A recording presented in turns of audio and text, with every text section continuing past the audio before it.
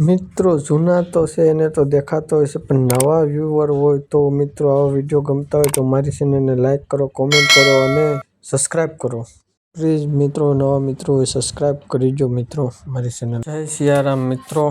રામાનંદી કન્યા છાત્રાલય ભાવનગર ખાતે ભારત યાત્રિક અશોક બાપુ દેવ મોરારીનું સન્માન. ભારત દેશ સંસ્કાર, સાધના અને સેવાની પરંપરા દેશ અને પરંપરા જીવન રાખવા માટે અનેક સંતો સાધકો પોતાનું સમગ્ર જીવન સમાજ કલ્યાણ અને માટે સમર્પિત કરે છે.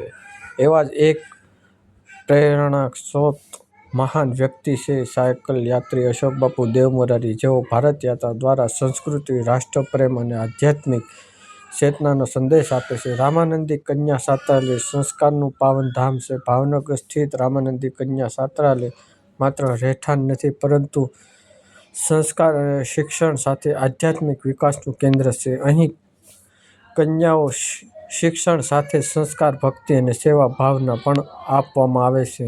આ છાત્રાલય સાથે જોડાયેલા મંદિર અને પાવન રામ દરબાર સમગ્ર પરિસર આધ્યાત્મિક ઉર્જાથી પરિપૂર્ણ કરેલ છે. અશોક બાપુ દેવ મોરારી આગમન.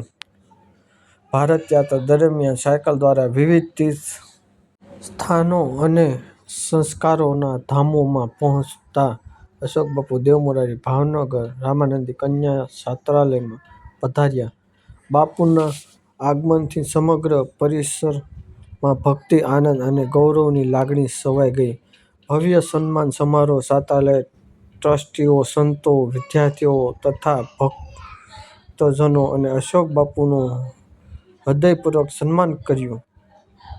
બાપુજીના સંઘર્ષમય જીવન અને સાયકલ યાત્રા, રાષ્ટ્રીય પ્રેમ વિચારો સૌ પ્રેરિત બન્યા અને આ સન્માન સમારોહ વિદ્યાર્થીઓ માટે જીવનમાં પ્રેરણા આપતો ક્ષણ બની રહ્યો. રામ દરબારની પાવન આરતીના પ્રસંગે અશોક બાપુ દેવ મોરારી દ્વારા છાત્રાલય મંદિર રામ દરબારની ભવ્ય આરતી ઉતારવામાં આવી. જય શ્રી રામ નામનો ગુંજ થયો અને સમગ્ર મંદિર પરિસર ગુંજી ઉઠ્યો. આરતી દરમિયાન ભક્તિભાવ અને શાંતિ અને આધ્યાત્મિક આનંદ અદ્ભુત અનુભવ થયો. પ્રેરણાદાયક સંદેશ. આ પ્રસંગે અશોક બાપુ વિદ્યાર્થીઓના સંબોધન કરતા જણાવ્યું કે શિક્ષણ સાથે સંસ્કાર, સેવા અને રાષ્ટ્રપ્રેમ અતિ આવશ્યક છે. તેમણે કહ્યું કે ભારતની ભવિષ્ય પેઢી કન્યાઓ સંસ્કાર અને શિક્ષણ પર આધારિત છે. ઉપસહાર રામાનંદી કન્યા છાત્રાલય, ભાવનગર ખાતે અશોકબાપુ દેવમોરારીનું સન્માન અને રામદરબારની આરતી એક ઐતિહાસિક અને પ્રેરણાદાયક પ્રસંગ બની રહ્યો છે.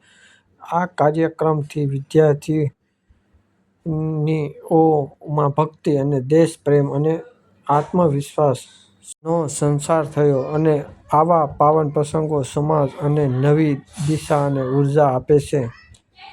જય શ્રી રામ, જય ભારત.